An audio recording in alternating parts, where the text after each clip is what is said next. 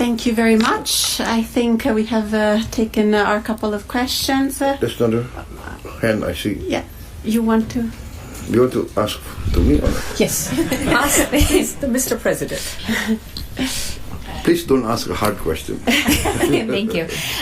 Yes, I guess I would love to ask two questions, actually, a sort of double-barrel question. One, starting with you, I wonder, you talked a little bit about the fact that you still look to Europe as a leader in the world. I wonder if you see it as something that could replace the United States and as something that could sort of fill in the gaps that the United States is leaving as it pulls back. And then President von der Leyen, I wonder if the ACI, the anti-coercion instrument, is on the table as you consider preparing further countermeasures. No, I think United States will be always a very important leader in the world, but I consider Europe to be also very important factor in the world civilization.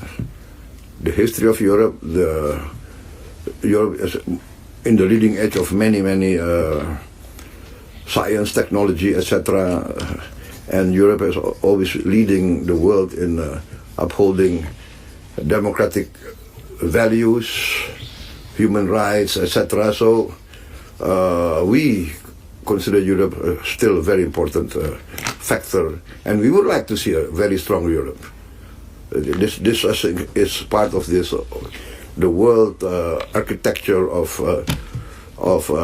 let us say multipolar and powers that will contribute to peace and stability, because the planet is getting smaller. So everything now is interconnected, and climate change is a fact of life. Environmental impact of industrialization is a fact of life. So the planet getting smaller. We need a strong powers that contribute to peace and stability, and we consider Europe to be very important. Download Tribun X sekarang, menghadirkan lokal menjadi Indonesia.